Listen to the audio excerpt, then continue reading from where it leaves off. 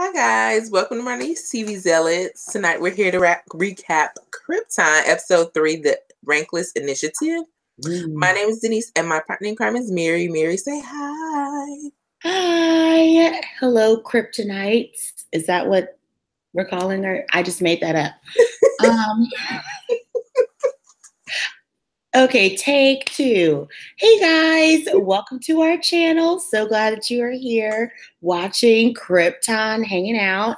Be sure to like our video, subscribe to our channel. We are on the road to 200 subscribers, and when we get there, we are going to do a really great giveaway. We will link that giveaway video with the rules on it.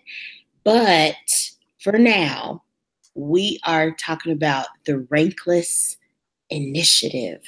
So we're going to get into the voice of Rao, the commander, all that good stuff. Well, last week's episode took us, we kind of found out that Lyda wanted to challenge her commander so that she could take his place, and it was the Kandorian challenge would be a fight to the death, which she was the victor, thank God, because Right. I couldn't lose Lyda so early into this thing, like Right. or ever, okay. So just had to put that out there.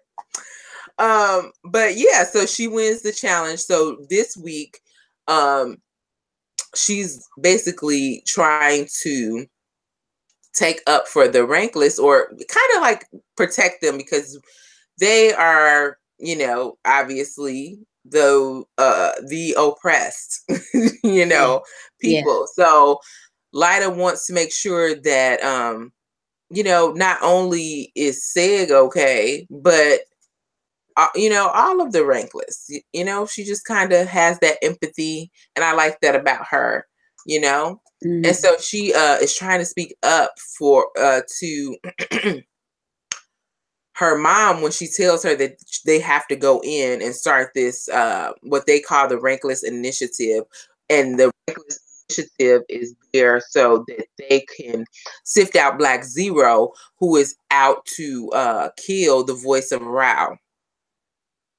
And so the situation is like dire. He's like, look, I'm tired of these threats on my life. Basically. To get results or else. And I don't think Vex is trying to die. So he's like, I'm gonna need this to happen.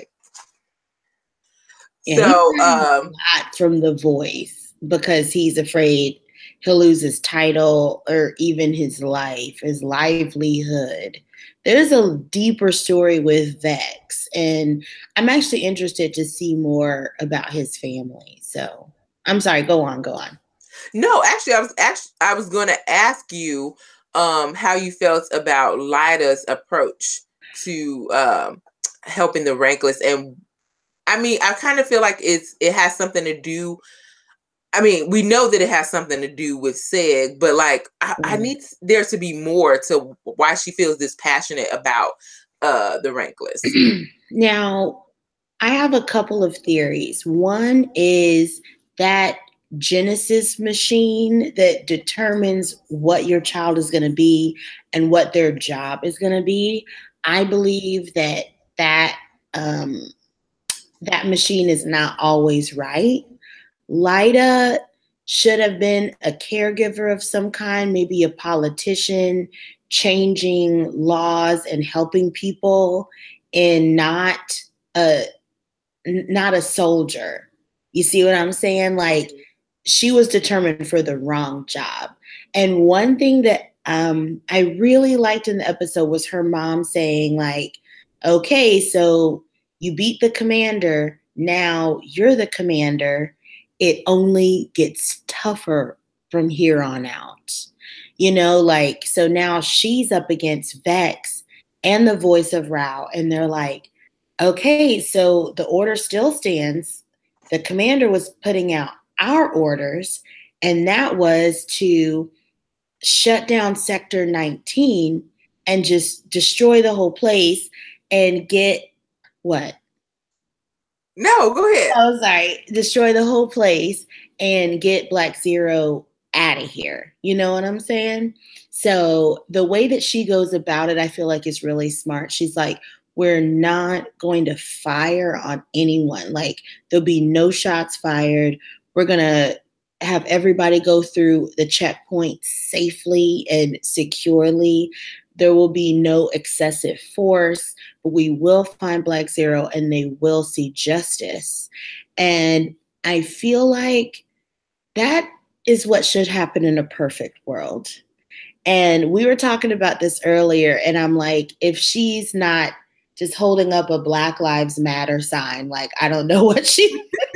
Yeah, I agree. I mean, that's exactly what it was. So I see what you mean by it's like really in your face, and you feel like it's like where some shows where you just see it integrated into the storyline organically. This kind of feels like a little bit more out front, forceful, in your face. It's a bit heavy-handed. They might be doing it on purpose, you know, because they're like, you know, maybe if it's pushed through the storyline so organically, people will just, you know, overlook it. But maybe it needs to be, you know, blatant and just overstated.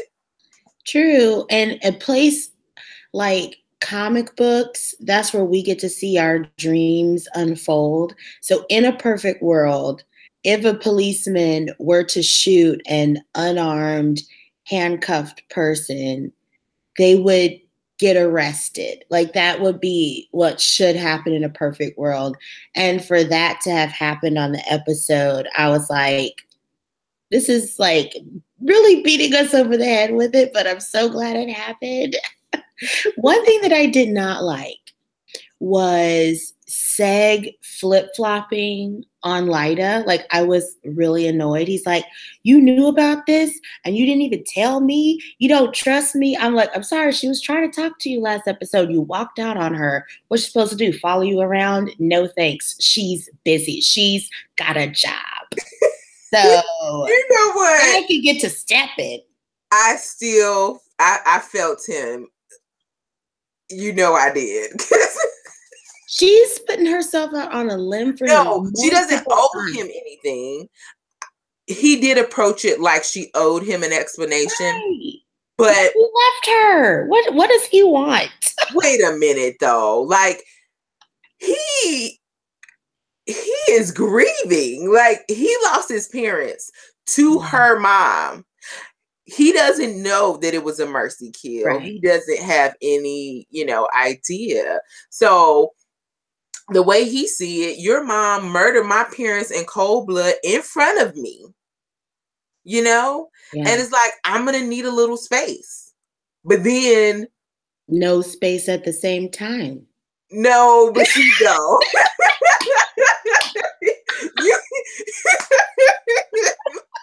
I see what you're doing, but this is the like, no, Denise, do not try to fix this. But yeah. When something important comes up, like, you put all the other foolishness aside. Like, True. This is something you knew I would want to know.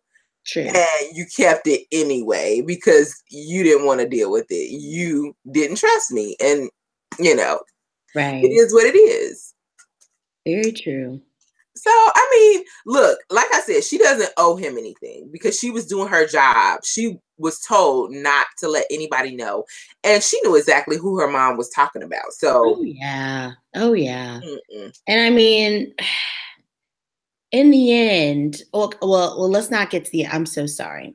So the piece of the Brainiac collective that they found at the end of the last episode, they were able to take it to the Fortress of Solitude.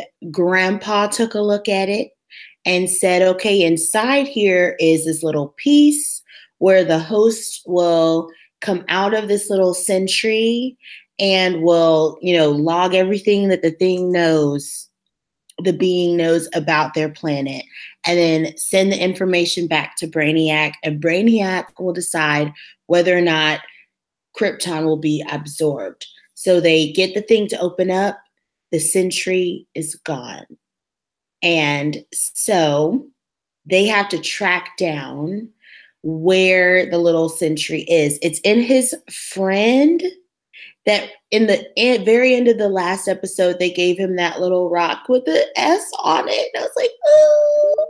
And she's living from, meal to meal. So she takes a job out in the Badlands. She's the one that finds it, picks it up, and she sells it.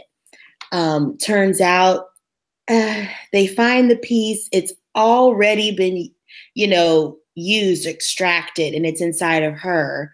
Of course, during the Rankless initiative, that's when that thing wakes up in her. Her eyes go black, and she just starts killing people. I was like, oh.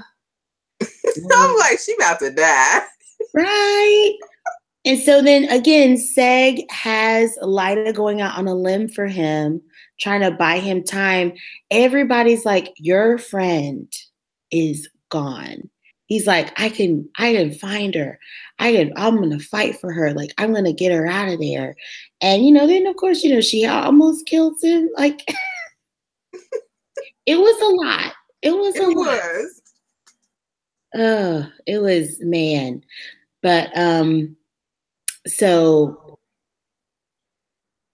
Brainiac is just like slowly moving closer to them. I feel like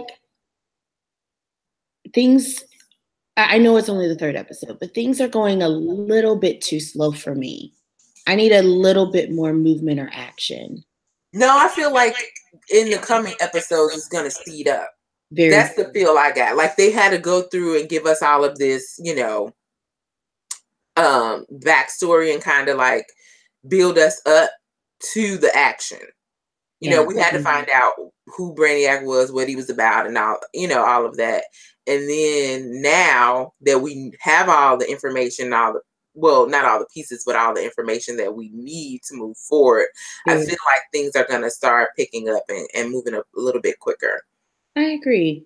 So all in all, I feel like this is moving the story along. So I think next episode, which is tomorrow, hopefully we can watch it sometime. Right. Hopefully we can start getting these on time.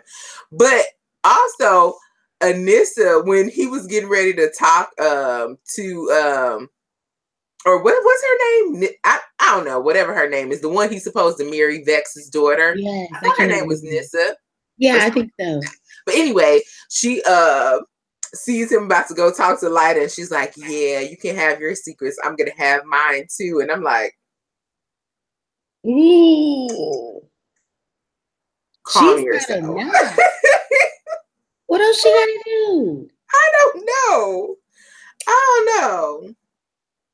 I'm not here for her. She's scary. She is. She's so weird. Yeah. But we know that she knows more than what she was letting on. And he also proved to us that he does trust her because, she's like, yeah, she was telling her dad in the last episode that she did all of that with the funeral to get him to trust her. And he's like, yes, I'll never forget it. Thank you. That's right. So let's see how well she's able to play him. We'll see. Oof. I don't know. It's just, ooh. But yeah, I'm ready for tomorrow's episode, see where, this is going. Until then, guys, thanks for watching and have a great night. Bye.